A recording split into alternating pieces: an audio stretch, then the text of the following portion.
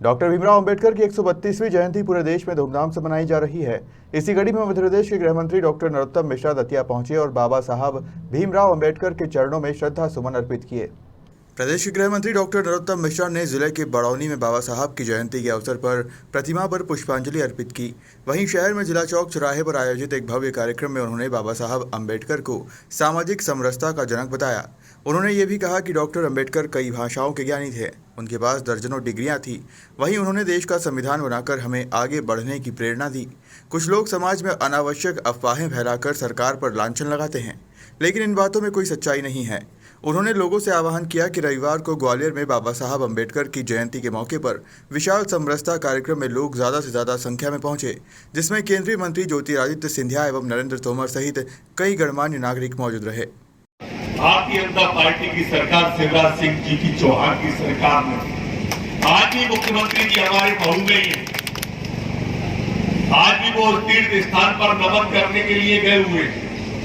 आपको कभी कांग्रेस के लोग नमन करते हुए नहीं मिलेंगे। ये वोटों के टाइम पे जहर फैलाने का काम करते हैं। जो सामाजिक समरसता का संदेश बाबा साहब का था, ये उसको तोड़ने की कोशिश करते हैं।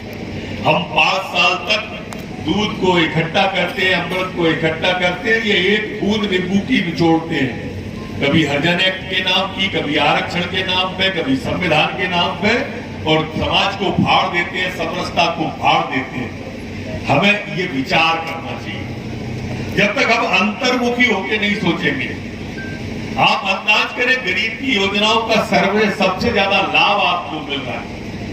आज अभी कमलेश भाई जिक्र कर रहे थे लाडली बहना का।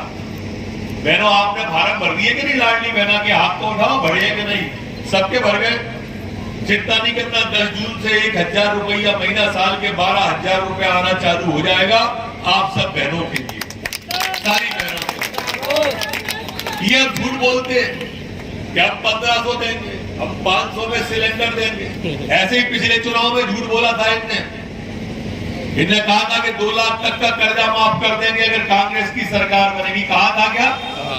आया ना तो बोलो। अच्छा बताओ कौन कौन के 2 लाख के माफ हुए? ये ऐसे ही झूठ बोले। इनने कहा था 15 महीने की सरकार में कि 4000 रुपया महीना घर बैठे बेरोजगारी भत्ता देंगे। कहा था क्या? और 4000 रुपया महीना से 15 महीना इनकी सरकार रही तो 15 चौक 60,000 कौन कौन के खाते में आए बताओ? 30,000, 15,000, 5,000, 500। ये ऐसे ही झूठ फिर बोलेंगे चुनाव में, क्योंकि इनकी सरकारें हैं छत्तीसगढ़ में, राजस्थान में, तो वहां का क्यों नहीं देते उदाहरण? वहां 2-2 लाख हो गए बात। नहीं, ये नई जगह पे झूठ बोलते हैं। लेकिन कमलनाथ जी, दिग्विजय सिंह जी, ज्यादा दिन नहीं चलती है झूठ की विद्या। लोगों ने देख लिया आप कैसे झूठ बोलते थे और कैसे लोगों को ठगा, और काठ की हाड़ी दोबारा नहीं चढ़ती। अब दोबारा चढ़ने का सपना आप छोड़ देना। एक बात कह रहे थे भी, प्रकाश बाबा साहब की जयंती का सबसे बड़ा दिन है और इसलिए मैं आप सबको शुभकामना देता हूं, बाबा साहब के चरणों में नमन करता हूं और उन लोगों को बताना चाहता हूं और आप सबसे भी आग्रह करना चाहता हूं कि परसों सामाजिक समरसता का, बाबा साहब की जयंती का ग्वालियर में महाकुंभ है। महाकुंभ आप तक ग्वालियर पधारो। ग्वालियर के अंदर हमारे मुख्यमंत्री जी शिवराज सिंह चौहान जी, केंद्रीय मंत्री हमारे आदरणीय ज्योतिरादित्य सिंधिया जी, केंद्रीय मंत्री हमारे आदरणीय नरेंद्र सिंह तोमर जी, और भी केंद्रीय मंत्री और राज्यों के सारा मंत्रिमंडल बाबा साहब को नमन करने ग्वालियर आ रहा है।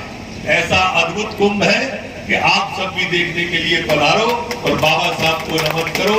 बहुत बहुत धन्यवाद। इस मौके पर गृह मंत्री डॉक्टर नरोत्तम मिश्रा ने समाज की प्रतिभाशाली छात्राओं और लोगों का भी सम्मान किया है। दतिया से रजनी लिटोरिया की रिपोर्ट।